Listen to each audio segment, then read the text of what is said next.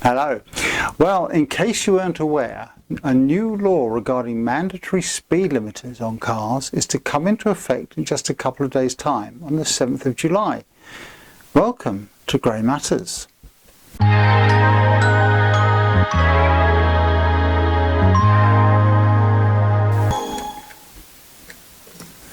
Hello and welcome to Grey Matters, the channel that promotes the fact that the older generation still matters and which looks at issues that matter to the older generation. Now, how about this news? Apparently there is a new EU law that's going to come into force on the 7th of July, it's just 2 or 3 days time, that will require all new cars manufactured in the EU after that date to be fitted with an intelligent speed assist system. In other words, an automatic speed limiter. So why should that bother us here in the UK? Well, it's because all cars imported from the EU will be fitted with them. And I understand that our car manufacturers here in the UK will have to comply too if they want to export to the EU. Now, in reality, that means all cars made here will have them fitted, because it would just be too complicated to fit them to some cars for export and not to others.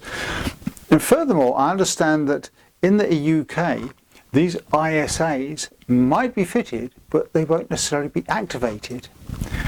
Well, not yet. How long, I wonder, will it be before the government decides that we should comply too and activate them? Now, I'm sure this new law will be very unpopular with a lot of drivers for sure.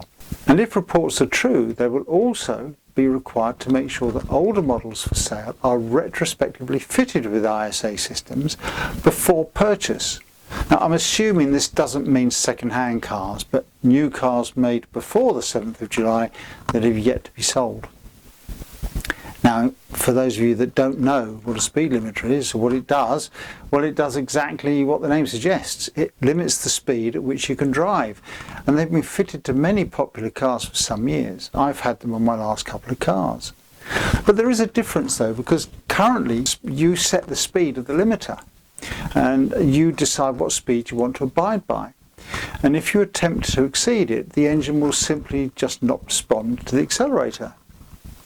The new intelligence system, however, will use forward-facing cameras to detect speed limit signs, and or they'll use GPS tracking. And it will automatically stop you from exceeding the limit. Now, it'll do that in 3 different ways, potentially: advisory, supportive and intervening. Advisory will pop up a warning, maybe visual or audible, or maybe sensory, vibrate the steering wheel or something like that. A supportive system, this is strange, will put an upward pressure on the accelerator pedal, making it harder for you to depress it. And the method it intervenes would simply reduce your engine power.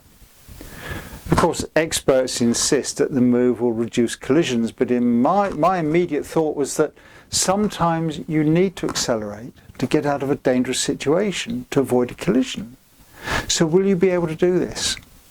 Yes.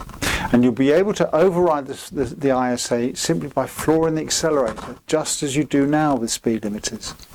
And you'll also be able to deactivate it altogether, but it will be reactivated the next time you turn on the ignition.